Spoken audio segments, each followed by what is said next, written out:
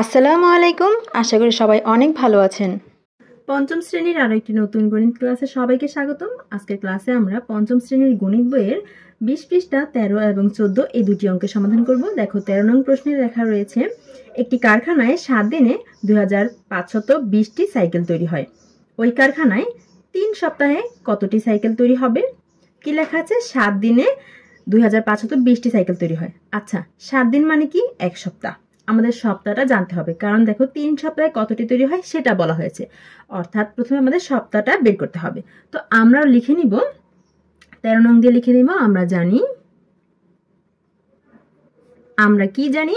আমরা জানি 7 দিনে 1 সপ্তাহ। 7 দিনে 1 সপ্তাহ, এই কথাটা আমরা জানি। এখন এই কথা থেকে কি হবে? 7 দিনে 2520টি সাইকেল তৈরি হয়, এর মানে হচ্ছে 1 সপ্তাহে 2520টি সাইকেল তৈরি হয়। তো আমরা এটা লিখব, 7 দিনে বা 1 সপ্তাহে সাইকেল তৈরি হয়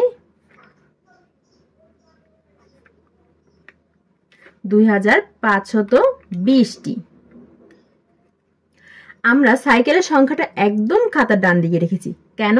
আমরা কিন্তু উত্তরটা কতটি সাইকেল তৈরি হয় সাইকেলের সংখ্যাই বের করব। এই জন্য সাইকেলের সংখ্যাটা একদম খাতার ডান দিকে রাখবে। যে উত্তরটা বের করবে সেটা খাতার ডান দিকে রাখবে, এভাবে সাজিয়ে লিখবে। সুতরাং কি বলেছে?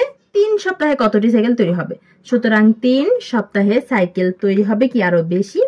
বেশি হলে গুণ করতে হবে। 2520কে কত দিয়ে গুণ করতে হবে? 3 দিয়ে গুণ করতে হবে। গুণ করলে যে ফলাফল হবে ততগুলো সাইকেল তৈরি হবে। এই যে পাশে রাফ করে দিবে, 2520 গুণ 3।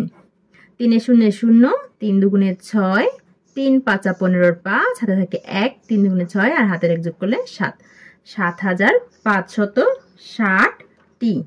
এই তো সহজেই আমরা উত্তর পেয়ে গেলাম। একদম সহজ ছিল অঙ্কটা, তাই না? 7560টি। তোমরা কিন্তু এই অঙ্কগুলো প্রথমে বুঝবে, তারপর অবশ্যই নিজেদের খাতায় করবে, তাহলে ভালোভাবে পারবে অঙ্কগুলো।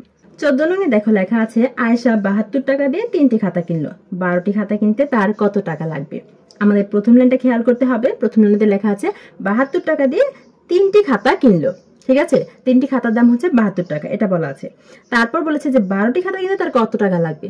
তার মানে 12টি খাতার মূল্য কত সেটা বের করতে হবে। আমরা কিন্তু মূল্য কত সেটা বের করব। তাহলে প্রথম লাইনটাকে এমন ভাবে সাজাবো যাতে মূল্যটা খাতার ডান দিকে থাকে, অর্থাৎ হাতের ডান দিকে আমরা মূল্যটাকে রাখবো। তো ডান দিকে মূল্যটা রাখলে কিভাবে সাজাতে পারি? আমরা 3টি খাতার মূল্য, এভাবে লাইনটা লিখবো। 3টি খাতার মূল্য কত টাকা দেওয়া আছে? 3টি খাতার মূল্য দেওয়া আছে 72 টাকা। এই প্রথম লাইনটা আমরা এভাবে সাজাবো। এখন আমাদের চেয়েছে 12টি খাতার মূল্য কত। তো 3 থেকে আমরা সরাসরি 12তে যেতে পারবো না। আমাদের প্রথমে একটি খাতার মূল্য কত সেটা বের করতে হবে। এটাকে বলে ঐকিক নিয়ম। প্রথমে একটিটা বের করব, তারপরে বেশি সংখ্যকটা বের করব, এটাকে বলে ঐকিক নিয়ম।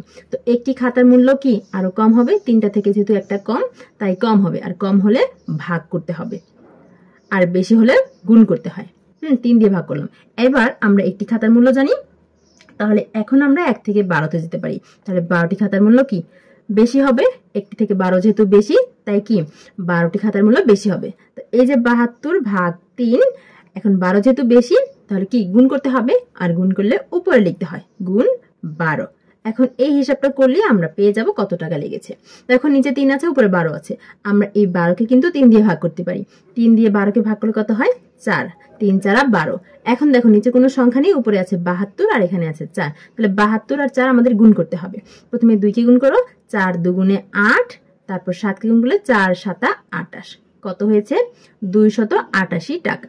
আমরা কিন্তু উত্তরটা পেয়ে গেছি। আমাদের সুন্দর করে উত্তরটা লিখে দিতে হবে। 288 টাকা লেগেছে তার। শিক্ষার্থীরা আশা করি বুঝতে পেরেছো। এতক্ষণ সাথে থাকার জন্য সবাইকে ধন্যবাদ। আজকে বিদায় নিতে হচ্ছে। নতুন গণিত বইয়ের সকল অঙ্কের সমাধান পেতে আমাদের সাথেই থেকো। আল্লাহ হাফেজ।